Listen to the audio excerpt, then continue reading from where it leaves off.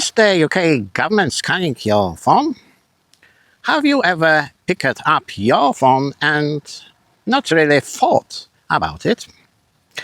Just unlock it, scroll it, put it down.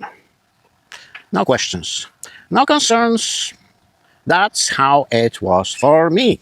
Until one day I opened my photo gallery and I noticed something small but strange.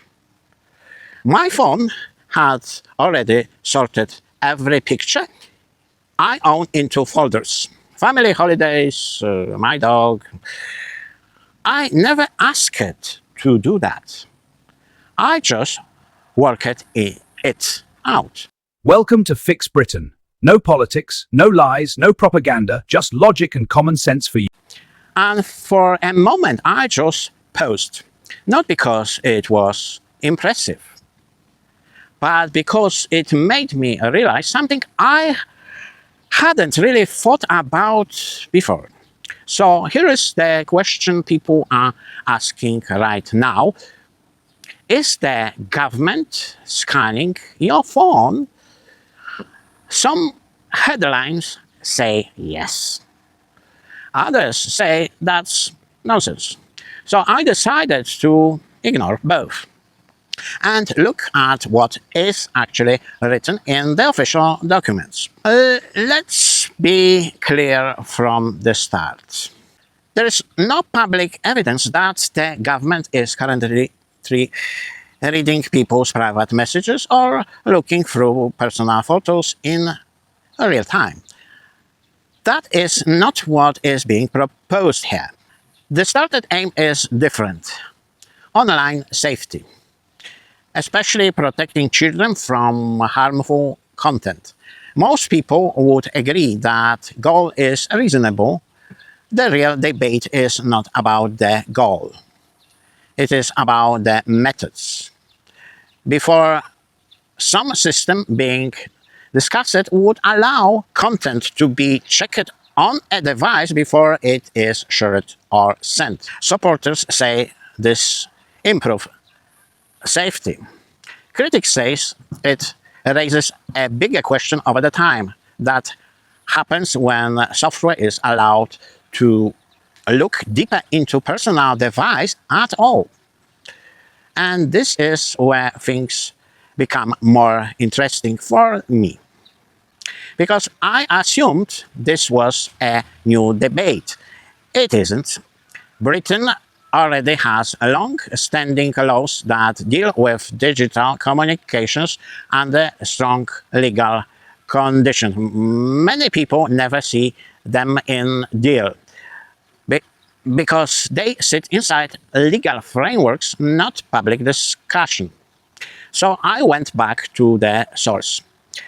The Investigatory Powers Act 2016. Some people call it the Snoopers Charter. I had heard that name for years, but I had never actually read what it contains. And what stood out to me was not drama, it was structure. This is not an open system. This is a legal based on permissions, oversight and warrants, at least in principle. But what led me to a simple question: if everything is controlled by law, why was it being challenged in courts more than once? And what do those challengers actually tell us? Because this is where the picture becomes more complex, not in headlines, but in how the system is tested over time. Because laws are one thing, how they work in practice is another. And that is where we go next.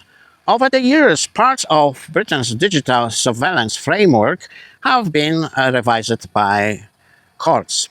Not because judges said surveillance should not exist, but because they examined whether safeguards were strong enough In 2018, the High Court found that parts of the system did not fully meet European data protection standards at that time. Later cases raised concerns about how certain economics actions data had been accessed and authorized. At European level, courts also ruled that collecting a large amount of communications data without clear and specific limits raises serious privacy concerns. Now, this doesn't mean the system was removed. It was not. It means something more important. The system exists, but parts of how it operates have been questioned and in some cases adjusted.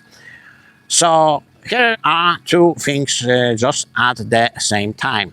The state has significant level powers, and those powers are subject to oversight and change. The government agrees those tools are needed to deal with serious crime, including terrorism, organized crime, and child exploitation.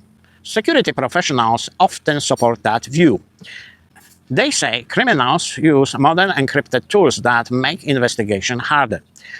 Privacy groups raise a different concern, not necessarily about the goal, but about limits. How do you make sure powerful systems stay with clear boundaries over time? Because once a capability exists, it is very rarely used less in the future.